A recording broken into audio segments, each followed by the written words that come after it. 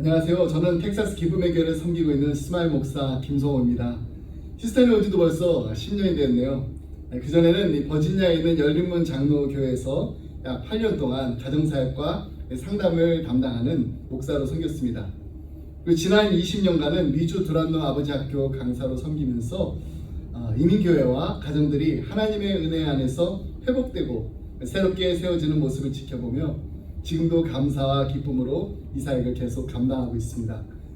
오늘 이렇게 여러분들 만나게 되어서 너무 반갑고요. 또 감사한 마음입니다. 우리 가정이 더 따뜻해지고 더 건강해지고 무엇보다 더 하나님 앞에 바로 서는 시간이 되기를 간절히 소망합니다. 미국의 한 초등학교 2학년 담임 교사가 있었습니다. 그는 교육의 일환으로 반 아이들과 함께 박물관에 가서 유물을 관람하기로 했습니다. 아이들에게 더 정확하게 설명해 주기 위해서 하루 먼저 혼자 답사를 나섰습니다. 그날 박물관에서 일하던 한 직원이 조금은 특별한 장면을 보게 되었습니다.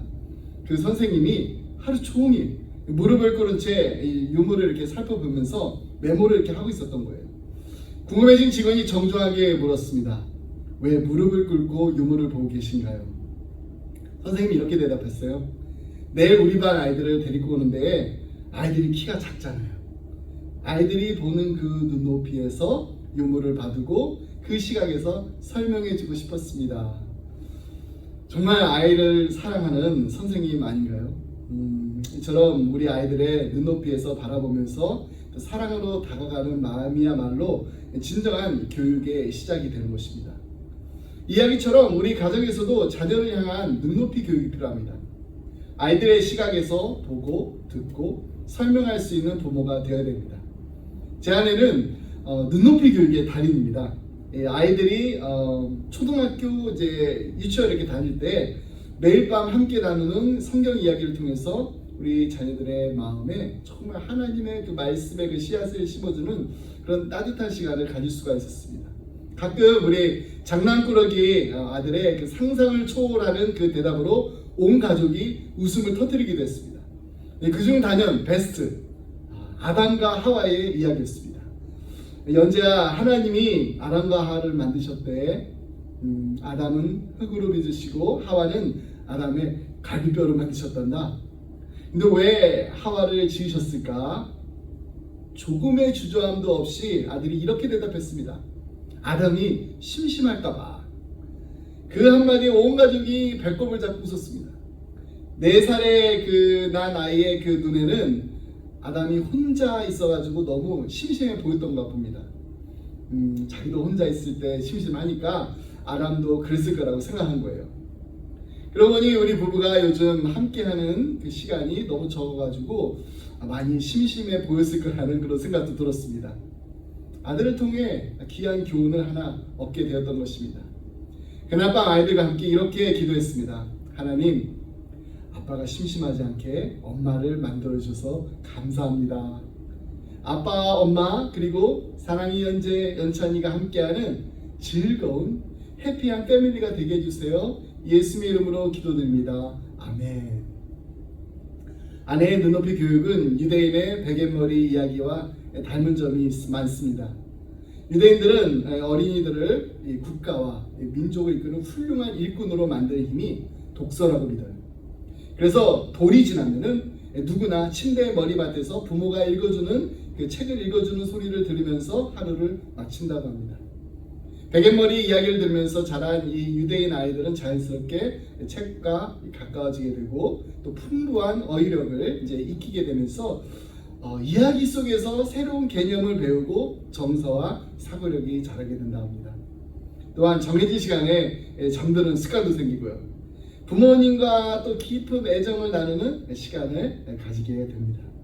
특히 유대인 부모들은 책을 읽어주는 것 못지않게 그 이야기를 함께 나누고 또 질문을 던지는 그 과정을 아주 중요하게 여깁니다. 처음에는 질문의 의미를 잘 이해하지 못했던 아이들도요, 반복해서 쉬운 말로 질문을 받다 보면은 서툴게나마 자신의 생각을 말하게 되고 결국에는 이야기 속 교훈을 스스로 찾아내게 됩니다. 이 과정을 통해 아이들의 사고력과 표현력이 놀랍도록 자랍니다. 실제로 이 잠자리에서 매일 책을 읽어주면은 4살짜리 아이도 평균 1,500개의 그 이상의 단어를 익힐 수 있다고 합니다. 보통 이제 우리 교육을 받은 그 미국인들이 알고 있는 그 단어 수가 한 5만 개 정도 된다 그래요. 근데 실제 생활에서 사용하는 단어는 3,000개 정도. 그러니까 이 4살 아이가 이 1,500개의 그 단어를 안다는 건 정말 대단한 실력입니다. 사실 저희가 뭐 처음부터 이렇게 저희 아이들의 그 어휘력을 키우기 위해서 백앤머리 큐티를 시작한 것은 아닙니다. 하지만 아내와 함께 이 눈높이 교육을 공부하면서 알게 되었습니다. 백앤머리 큐티야말로 우리 아이들의 영성과 지성 그리고 감성까지도 건강하게 자라게 한다는 사실을 말입니다. 아이들의 눈높이에 맞춰 하는 이 백앤머리 큐티를 통해서 온 가족이 웃음꽃 한 바퀴는 우리 모두의 가정이 되시기를 바랍니다. 여러분, 이러한 눈높이 교육은요, 성경이 우리에게 말씀하는 교육의 본질과도 맞닿아 있습니다. 신명기 11장 18절 말씀입니다. 이러므로 너희는 나의 이 말을 너희의 마음과 뜻에 두고 또 그것을 너희의 손목에 매어 기호로 삼고 너희 미간에 붙여 표를 삼으며. 하나님은 말씀하십니다. 너희가 먼저 이 말씀을 마음과 뜻에 두라. 부모가 먼저 말씀을 깊이 마음에 새기고 그 말씀을 따라 살아갈 때 비로소 자녀들에게도 바르게 가르칠 수 있다는 사실입니다. 내 마음속에 말씀이 살아있고 내 뜻이 하나님의 뜻과 일치할 때 그 말씀은 우리 자녀들의 마음에도 생명력 있게 흘러갈 수 있습니다. 그래서 하나님은 이렇게 구체적으로 말씀하십니다. 손목에 매어 기호를 삼고 미간에 붙여 표를 삼으라. 이런 말씀을 항상 보고 느끼고 생각하며 살아가라는 뜻입니다. 곧 하나님의 말씀이 우리의 삶 속에 늘 가까이 있어야 한다는 것을 의미하는 것입니다. 그래서 부모된 우리가 먼저 말씀 안에서 말씀과 함께 말씀에 순종하며 살아가야 됩니다. 그리고 나서 자녀에게 가르치라고 하십니다. 하나님은 신명기 11장 19절로 20절에서 이렇게 명확하게 명령하십니다. 또 그것을 너희의 자녀에게 가르치며 집에 앉아 있을 때에든지 길을 갈 때에든지 누워 있을 때에든지 일어날 때에든지 이 말씀을 강론하고 또 내 집 문설주와 바깥문에 기록하라. 집에 앉아 있을 때는 조용한 시간, 활동하지 않는 때를 말합니다. 길을 갈 때는 일상의 활동 시간, 누워 있을 때, 일어날 때는 하루의 시작과 마무리를 의미합니다. 즉 하루 종일 삶의 모든 순간마다 말씀을 나누고 가르치라는 것입니다. 또한 또 내 집 문설주와 바깥문에 기록하라고 한 것은 말씀을 눈에 잘 띄는 곳에 붙이고 늘 눈과 마음에 닿게 하라는 의미입니다. 말씀이 예배 시간에만 들리는 것이 아니라 삶 전체를 감싸는 호흡처럼 24시간 말씀 안에서 살라는 하나님의 초대입니다. 여러분, 이 말씀 앞에 우리 자신부터 세워지기를 바랍니다.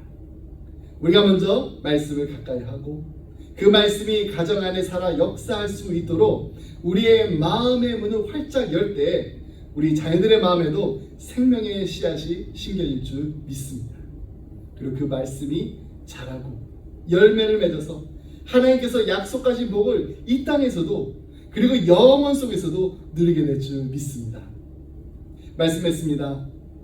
막내 연찬이와 함께 성경을 읽으면서 있었던 일이에요. 그날 이제 누나와 형이 이제 숙제하느라고 이제 바빠가지고 공부하고 있었고 심심했던 연찬이가 이제 집안을 막 이리저리 이제 뛰어다니고 있었습니다. 그래서 제가 아들을 이제 불러앉히고 이렇게 말했어요. 연찬아, 아빠가 오늘 성경 읽어줄게. 사랑이와 윤재가 이제 어릴 때는요, 이 성경을 자주 읽어줬지만은 막내에게 그렇게 해주지 못했던 게 항상 이렇게 미안한 마음이 있었어요. 그날은 특별히 함께 앉아서 My First Message Bible을 펼쳤습니다. 그래서 이 요셉 이야기를 다 읽었어요. 생각보다 요셉 이야기가 길었습니다. 하지만 끝까지 잘 들은 우리 연찬이가 이렇게 말합니다. 아빠, 더 읽어줘. 근데 그 다음 이야기가 뭐죠? 모세 이야기입니다. 모세 이야기는 더 깁니다. 그래서 제가 이렇게 말했어요. 연찬아, 오늘은 10가지 읽어줄게. 우리 같이 기도하자. 우리 같이 기도하고 나서 연찬이가 이 성경책을 이제 덮으면서 이 성경책 그 커버를 보더니 이렇게 말하는 겁니다. My first massage. 그래요. 이 메시지인데 이 메시지를 마사지로 잘못 읽은 거예요. 너무 웃겨가지고 저희들이 막 한참 웃고 있는데 숙제하던 형 누나가 방에 들어와가지고 무슨 일이냐고만 물어요. 연찬이가 My first message 바이블을 My first massage라고 읽었다고 하니까 다들 너무 재밌다라고 함께 웃었습니다. 온 가족이 그렇게 웃음으로 하나 된 밤이었습니다. 근데 다음날 새벽 기도를 하던 중에 문득 이런 생각이 들었어요. 내가 너무 이렇게 웃어가지고 연찬이가 혹시 상처받지는 않았을까. 근데 그 마음이 들어가지고 이제 우리 막내를 위해서 막 기도했는데 제 안에 이런 깨달음이 다가왔습니다. 그렇지. 하나님의 말씀이야말로 우리 영혼을 마사지하는 것이지. 말씀은 우리의 뭉친 마음을 풀어주시고 지친 감정을 어루만져 주시고 상처받은 그 내면을 부드럽게 취하시는 하나님의 손길입니다. 여러분 이런 말을 들어보셨을 거예요. 성경의 밑줄을 긋는 건 우리지만 말씀이 우리의 삶에 밑줄 긋게 하라. 말씀이 우리의 삶의 밑줄을 긋기 시작할 때 그 말씀이 우리 자녀들의 마음에도 밑줄을 그을 때 하나님의 크고 놀라운 일들이 일어나게 될 줄 믿습니다.